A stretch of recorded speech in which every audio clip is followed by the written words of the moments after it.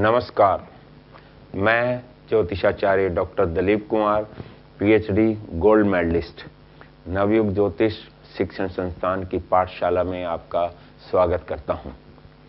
ये हमारी सीरीज चल रही है लर्न एस्ट्रोलॉजी इन 5 मिनट्स। 5 मिनट के छोटे छोटे वीडियो में आपको ज्योतिष के बारे में बताया जाता है। आज आपको योगों के बारे में बताते हैं। पिछली वीडियो में आपको कुछ योगों के बारे में बता चुके हैं। आज नए इम्पोर्टेंट योग के बारे में बताते हैं। सबसे पहले है चंद्रादि योग। जन्म कुंडली में यदि चंद्रमा से छठे, 7वें और 8वें भाव में नेचुरल बेनिफिक ग्रह यानी कि बुध, गुरु और शुक्र तीनों अलग अलग भावों में स्थित हों, यानी कि एक छठे में, एक 7वें में, एक 8वें में, तो चंद्रादि योग बनता है। चंद्रादि योग में पैदा होने वाले व्यक्ति राजा, मंत्री या सेनापति के समान होते हैं। दीर्घायु होते हैं, आयु उनकी लंबी होती है, जातक नर्म स्वभाव का होता है, जातक का जीवन ऐश्वर्य पूर्ण होता है तथा सभी सुख सुविधाओं को प्राप्त करता है। जातक शत्रुओं का दमन करने वाला होता है तथा शत्रुओं पर सदा विजय प्राप्त करता है। अब मैं आपको शकट योग के बारे में बताऊंगा।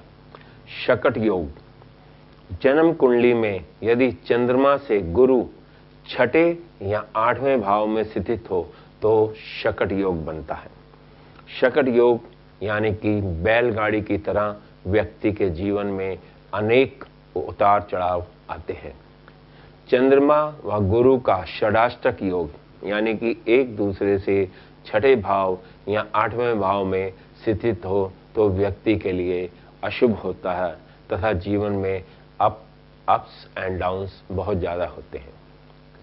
अब मैं आपको बुध आदित्य योग के बारे में बताता हूँ। जन्म कुंडली में यदि सूर्य बुध की युति हो, दोनों एक साथ एक ही भाव में स्थित हों तो ये बुध आदित्य योग बनता है। लगभग 60% व्यक्तियों की कुंडलियों में सूर्य बुध की युति एक ही भाव में होती है, क्योंकि सूर्य से बुध 27 डिग्री से अधिक दूर नहीं जा सकता है तथा सूर्य से या तो युति करता है या एक भाव आगे या एक भाव पीछे रहता है। यदि दोनों एक ही भाव में स्थित हैं तो ये बुध आदित्य योग बनता है। बुध आदित्य योग में उत्पन्न जातक अत्यंत बुद्धिमान, ज्ञानी तथा विद्वान होता है। जातक व्यवहार कुशल होता है तथा समाज में अच्छी प्रतिष्ठा होती है। सत्ता व राजनीतिक लोगों के अत्यंत नजदीक होता है। बुध व सूर्य की युति में यदि बुध सूर्य से आगे हो तथा अंतर 1 डिग्री से कम हो और बुध वक्री हो तो जातक बहुत बड़ा वैज्ञानिक बनता है तथा शोध कार्यों में अत्यंत सफल होता है। अब मैं आपको लग्नादि योग के बारे में बताऊंगा।